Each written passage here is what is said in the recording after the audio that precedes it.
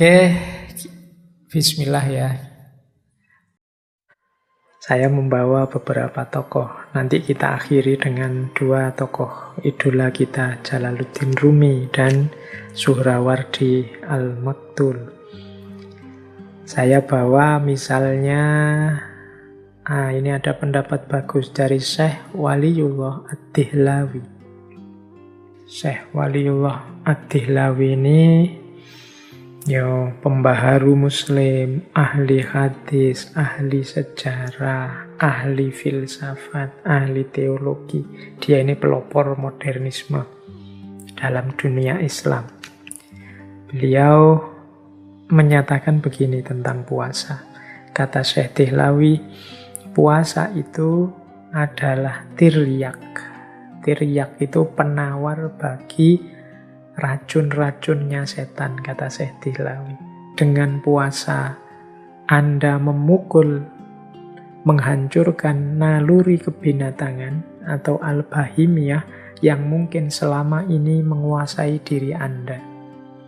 Nah, ini bisa dilihat dalam Hujjatullahil Balighah, karya beliau. Jadi, bagi Syekh Dihlawi, puasa itu adalah semacam, kalau bahasa hari ini ya, detoksifikasi spiritual. Dalam diri kita ini kan banyak racun-racunnya yang mengotori batin kita, sehingga spiritualitas kita terhambat. Nah, obatnya dari kekotoran-kekotoran jiwa itu antara lain ya puasa. Dialah yang menjadi tiryak. Tiryak itu penawar dari karat-karat racun-racun kotor-kotor yang ada dalam diri kita. Jadi ketika kita sedang puasa, terjadi detoksifikasi spiritual. Ya tentunya yang puasanya sungguh-sungguh ya, bukan yang puasa hanya formalitas untuk mendapatkan, untuk menahan lapar dan haus saja. Nah, ini Syekh Waliyullah Dihlawi. Boleh saya tambahi lagi, misalnya ini ada pendapat dari Syekh Abdul Wahab Asy-Sya'rani. Nah, ini teman-teman pesantren pasti kenal dengan beliau ini. Syekh Abdul Wahab Asy-Sya'rani ini biasanya disebut Imam Sya'rani. Sufi besar, dianggap wali kutub juga pada zamannya. Beliau ini gelarnya Imamul Muhaqqiqin wa Zudwatul Arifin. Beliau ini selain ahli sufi, juga ahli fikih, juga ahli hadis. Beliau menulis 60 lebih kitab. Ya kebanyakan bercorak tasawuf. Misalnya Lataiful Minan, Tambihul Muhtarin, dan lain-lain. Teman-teman yang suka kajian tasawuf harusnya kenal tokoh ini. Kisah-kisah tentang karomah beliau juga banyak. Kalau yang muda-muda kan biasanya yang diincar ya cerita-cerita karomahnya ini. Nah, kata Syekh Abdul Wahab Asy-Sya'rani, puasa itu membawa kita kepada woyah an-nuroniyah, woyatun nuroniyah. Jadi tujuan nuron ya, nur itu cahaya, nuron berarti pencerahan. Jadi membawa kepada pencerahan batin kita, juga peneguhan rohani, dan juga melahirkan berbagai kebajikan saat kita berpuasa. Jadi puasa itu mencerahkan batin kita, memantapkan rohani kita. Dia melahirkan banyak sekali kebaikan. Nah, ini Tambihul Muhtarin, Syekh Abdul Wahab Asy-Sya'rani. Nah, ini boleh juga kita jadikan referensi. Jadi ternyata pencerahan batin kita, laku kita untuk membuat diri kita bercahaya antara lain bisa melalui jalur puasa.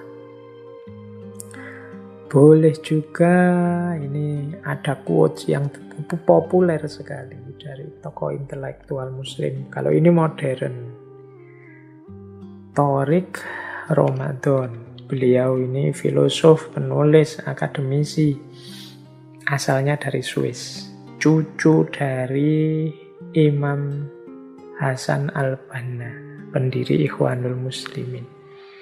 Beliau ini profesor di Fakultas Teologi Universitas Oxford.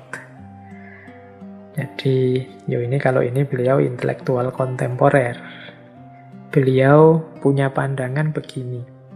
Filosofi puasa mengundang kita untuk mengenali diri kita sendiri, menguasai diri kita sendiri, dan mendisiplinkan diri kita sendiri menjadi lebih baik. Juga untuk membebaskan diri kita sendiri. Berpuasa berarti mengenali ketergantungan-ketergantungan kita dan membebaskan kita darinya. Ini kalimatnya ada diri kita sendiri banyak. Ayo kita cermati ya tadi. Yang pertama, puasa itu berarti punya manfaat mengenali diri. Diri kita yang lemah, banyak kekurangan, banyak ketidaktepatan. Kalau sudah mampu mengenali diri, kita menguasai diri kita sendiri. Kita ini kan dalam hidup kita sehari-hari sering tidak menguasai diri kita sendiri. Nah, saat puasa ini kita kuasai benar diri kita. Kita ini kan seringkali diombang-ambingkan oleh hawa nafsu, oleh ambisi, macam-macam. Kita tidak menguasai. Nah, ketika puasa kita kuasai diri kita sekarang. Ini tidak boleh, itu tidak boleh, dan sebagainya. Yang ketiga, mendisiplinkan diri kita. Jadi, puasa itu kan paling kelihatan latihan disiplinnya. Kapan boleh makan, kapan tidak boleh makan. Kapan harus sahur, kapan harus buka, kapan waktunya habis, dan lain sebagainya. Disiplin. Kemudian juga pembebasan diri. Jadi puasa membuat kita sadar hakikat diri kita sehingga kita bisa membebaskan diri kita dari ketergantungan-ketergantungan di luar diri kita dan hanya bergantung pada Allah saja. Nah, ini pandangannya Thoriq Ramadan. Puasa membuat kita kenal diri, membuat kita menguasai diri, mendisiplinkan diri, dan membebaskan diri. Baik, saya lanjutkan. Waktunya masih 20 menit ya. Kurang lebih. Kita lihat sekarang. Pandangan, ini tokoh yang sering dan pernah kita bahas. Yaitu beliau dari tradisi filosof muslim iluminatif Suhrawardi al-Maktul. Yang terkenal dengan filsafat isyroknya. Dengan quotes-nya yang populer sekali. Engkau hanya kaca, bukan cahaya. Nah, manfaat puasa ini menurut Syekh Suhrawardi adalah mempersiapkan jiwa. Membuat diri kita terlepas dari penjara materi. Dan siap untuk mendapatkan cahayanya Allah. Kata Syekh Suhrawardi, puasa itu mempersiapkan diri kita sebelum memperoleh pengetahuan. Makanya Syekh Suhrawardi, ini ada kisah begini, menyarankan orang yang ingin membaca kitab filsafatnya, yang judulnya Hikmatul Isyrok itu, oleh Syekh Suhrawardi disarankan puasa dulu 40 hari. Mengapa harus puasa 40 hari? Katanya Syekh Suhrawardi, kalau tidak puasa, orang yang membaca kitab itu tidak akan dapat manfaat apa-apa. Paling hanya menemukan kumpulan huruf-huruf mati. Mungkin hanya ngerti maksudnya tapi tidak akan berpengaruh terhadap hidupnya. Jadi puasalah dulu, kata Syekh Suhrawardi, 40 hari. Kalau sudah puasa, maka selama 40 hari ini menunjukkan orang ini sudah terbebas dari penjara materi. Kalau dia sudah bebas dari penjara materi, maka jiwanya sudah jernih dan siap untuk memantulkan cahayanya Tuhan atau pengetahuan. Jadi mungkin kemarin ada yang tanya ketika ada quotes, engkau kaca bukan cahaya, dan kemudian bagaimana Pak cara membersihkan batin yang seperti kaca itu, antara lain kalau tipsnya Syekh Suhrawardi ya dengan puasa. Puasa akan membuat kita lepas dari penjara materi dan kita masuk kelompok namanya Ikhwanut Tajrid. Nah, ini pandangan dari Imam Suhrawardi. Berarti ya kesimpulannya puasa itu menjernihkan jiwa, membuat kita lebih mudah menangkap pengetahuan yang merupakan cahayanya Allah. Ini boleh dipakai sebagai tips oleh para mahasiswa, para pelajar yang menanyakan apa manfaatnya puasa. Kemudian kita jelajah lagi. Ini waktunya tambah mepet. Misalnya saya ambil lagi pandangan Syekhul Akbar, Ibnu Arabi. Apa sih puasa itu? Manfaatnya apa? Hakikatnya apa? Menurut Ibnu Arabi, puasa itu yang pertama-tama rahasianya adalah pencegahan dan peninggian. Ini semacam yin yang tadi. Harusnya orang itu kalau dicegah ya tambah tidak bisa berkembang. Tapi kebalikannya dalam puasa, orang yang dicegah tapi dia semakin tinggi. Dicegah fisiknya tapi semakin tinggi level spiritualnya. Jadi menurut Ibnu Arabi, puasa itu pencegahan dan peninggian. Ini yang pertama. Yang kedua, puasa itu rahasianya adalah tiada tindakan, tidak melakukan apa-apa. Ini yang saya jelaskan di depan tadi ya, bahwa uniknya puasa itu dia perintah, tapi perintah untuk tidak melakukan. Biasanya perintah itu kan perintah untuk melakukan sesuatu, tapi ini unik, perintah untuk tidak melakukan. Jadi rahasia kedua puasa menurut Ibnu Arabi adalah tiada tindakan, tidak melakukan apa-apa. Harusnya di era pandemi seperti sekarang ini, puasa kita bisa lebih berkualitas karena kita tidak banyak disibukkan oleh kegiatan-kegiatan di luar rumah. Bisa meminimalkan tindakan-tindakan yang bisa membatalkan puasa, khususnya secara batin. Karena hakikatnya puasa, kita akan menemukan rahasia puasa dalam tidak melakukan apa-apa. Ya tidak melakukan apa-apa itu maksudnya tidak makan, tidak minum, tidak berhubungan seks, tidak, dan lain sebagainya. Yang ketiga, puasa adalah penafian keserupaan. Nah ini menarik istilahnya penafian keserupaan. Puasa ini akan menegaskan tauhid kita, akan menegaskan pengagungan kita kepada Allah, semakin menunjukkan inilah bedanya aku manusia yang lemah dengan Allah yang maha kuasa, maha segalanya. Jadi menafikan keserupaan kita yang makhluk dengan Khalik. Jadi ada unsur kesadaran bahwa aku dan Khalik ini ternyata jauh. Khalik itu tidak butuh apa-apa, sementara aku butuh dia. Nah ini hakikat dari puasa yang ketiga, menafikan keserupaan. Yang keempat, puasa adalah manifestasi dari sifat as-somadiyah. Ini dan al-haq sebagai tebusannya. Nah ini agak pelan-pelan menjelaskannya. Jadi teman-teman mungkin masih ingat ya salah satu sifatnya Allah, Allahus Somad. Jadi Allah satu-satunya tempat bergantung. Allah yang tidak tergantung apapun. Allah yang tidak butuh makan, tidak butuh minum, tidak tergantung pada makan, tidak tergantung pada minum.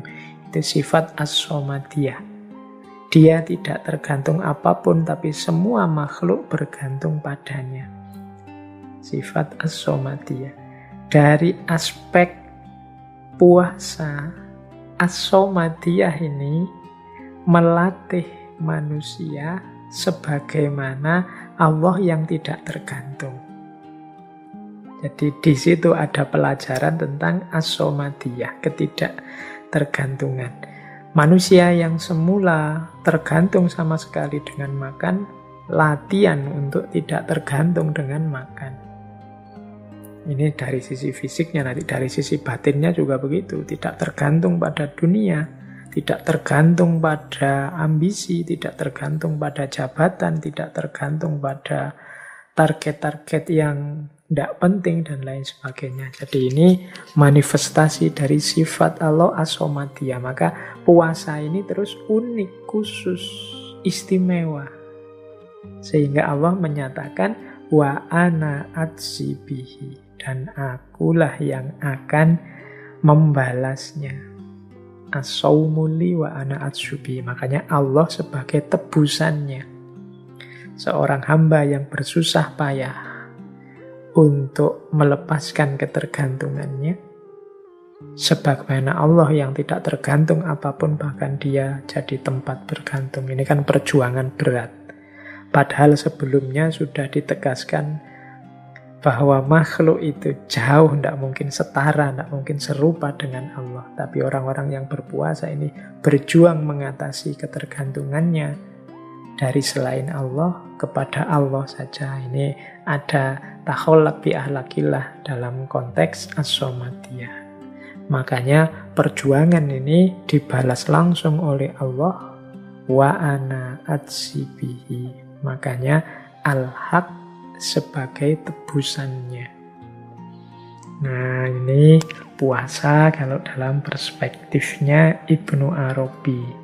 Pencegahan dan peninggian, tiadanya tindakan, penafian keserupaan, dan juga manifestasi dari sifat as-somadiyah. Memang beliau ini ya sufi, jadi pandangan-pandangannya coraknya sufi.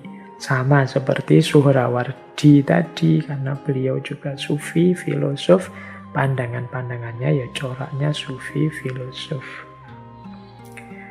Baik, saya lanjutkan. Nah, sekarang kita ketemu tokoh terakhir kita, yaitu Jalaluddin Rumi. Ini kalau sudah membahas Maulana Rumi, mau tidak mau kita harus bertemu syair-syair beliau. Nah, sesi kita malam hari ini kita akhiri dengan syair-syair dari Maulana Jalaluddin Rumi yang berhubungan dengan puasa. Ini saya membawa beberapa, nanti ada yang panjang, ada yang saya potong-potong. Misalnya ini untuk menggambarkan pandangan beliau tentang puasa dari Masnawi.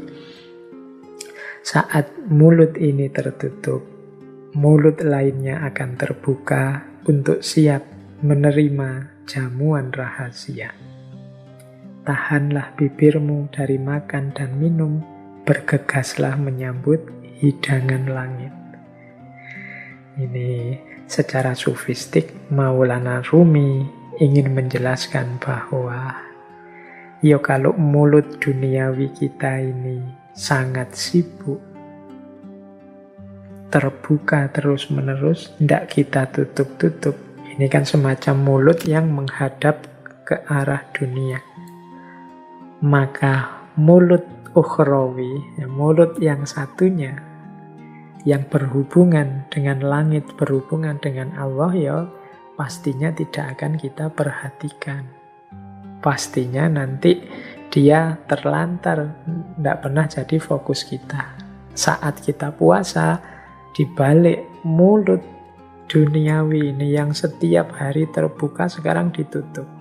Saatnya bibir dan mulut ukhrawi terbuka menyambut hidangan dari langit. Jadi menyambut hadirnya Allah, menyambut hadirnya kebaikan, kebajikan, kebenaran dari langit yang selama ini sering tidak kita perhatikan karena kita terlalu sibuk mencari makanan untuk mulut duniawi kita. Nah, ini salah satu syair beliau. Ada juga syair ini dari Diwani Syams.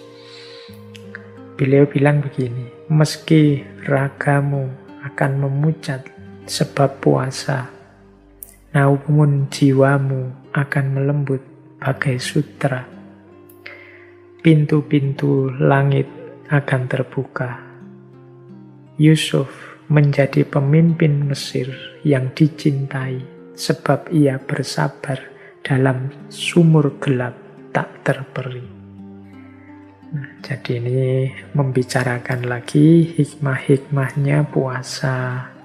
Meskipun membuat kita tambah kurus, tambah pucat,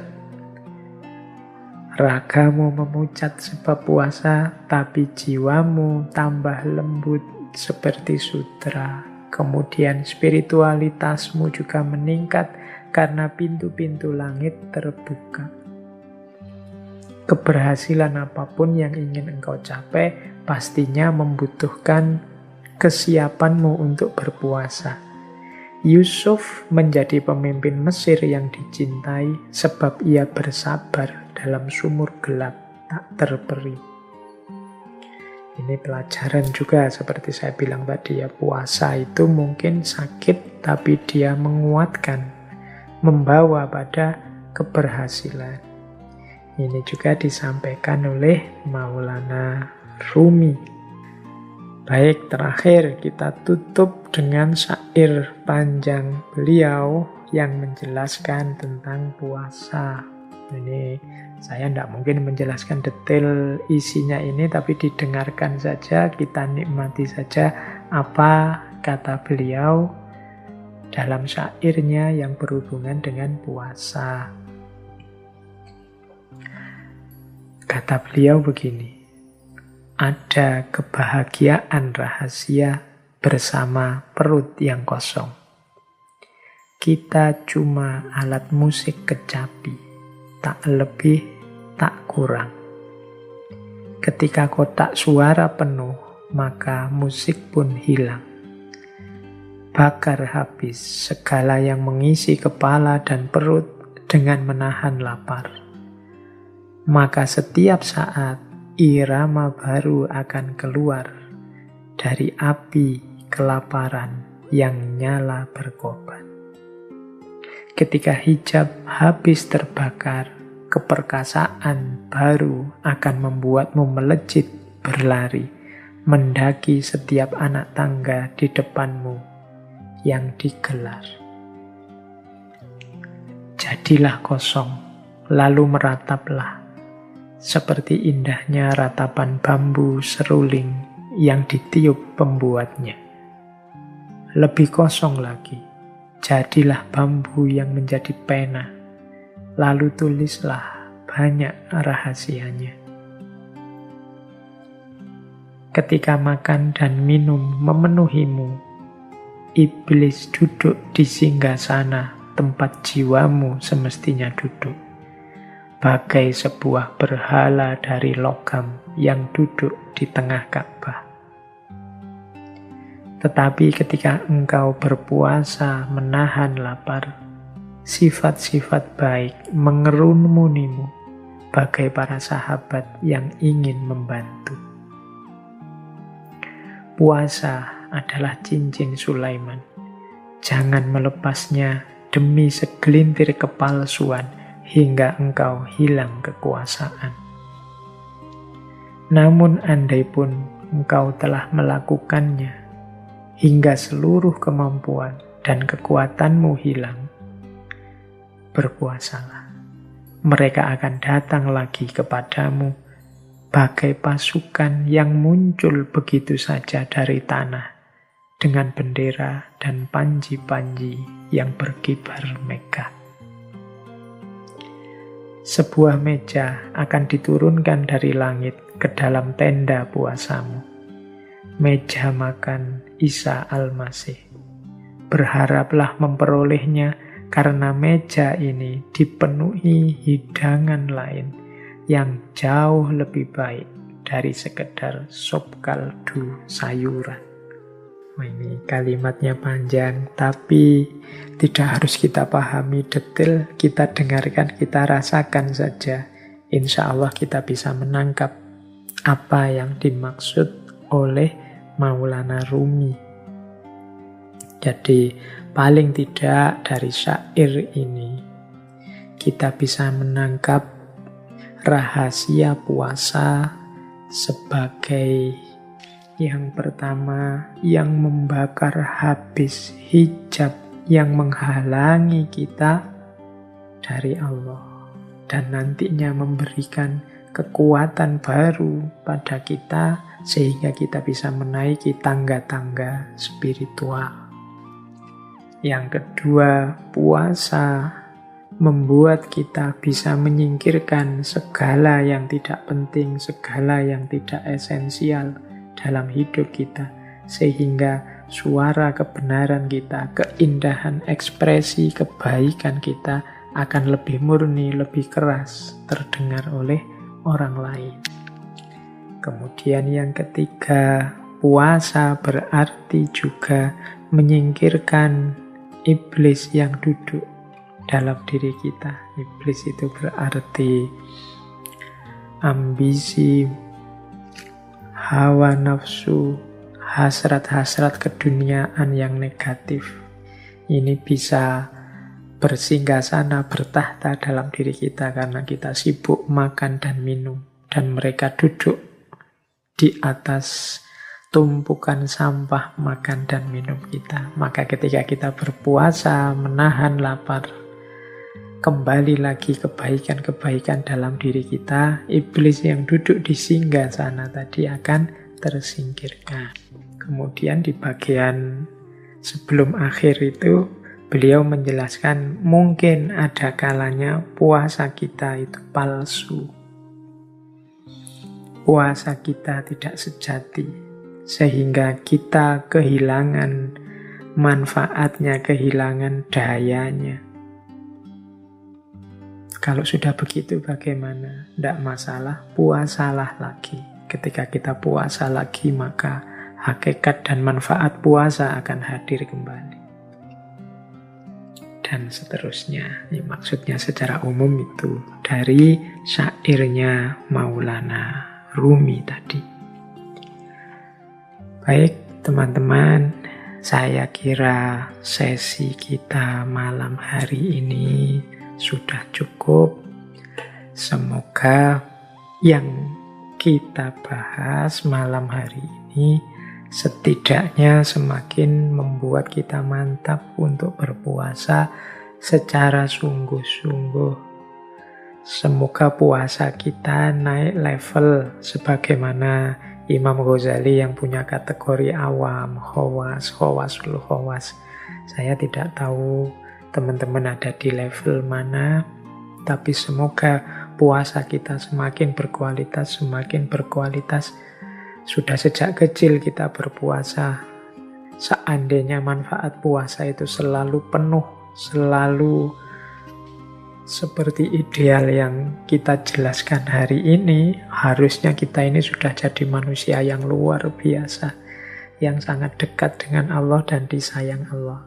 Tapi masih ada kesempatan Allah memberi kita tahun ini, insya Allah kita bertemu lagi dengan Ramadan, dengan puasa. Mari kita maksimalkan, kita manfaatkan sekuat daya kita, mumpung masih diberi kesempatan. Hari ini kesempatan itu kelihatannya sudah mulai samar-samar. Situasi hari ini serba tidak pasti, adanya wabah, penyakit macam-macam.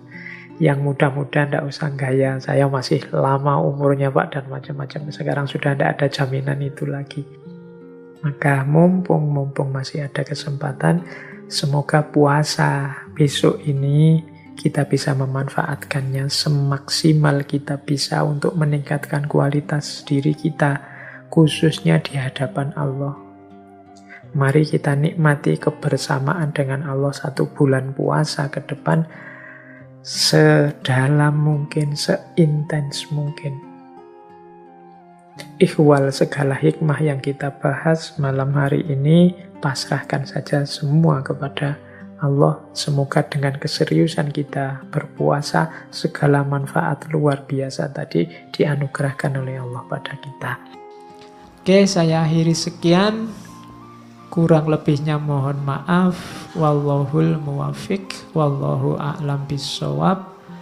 Wassalamualaikum warahmatullahi wabarakatuh.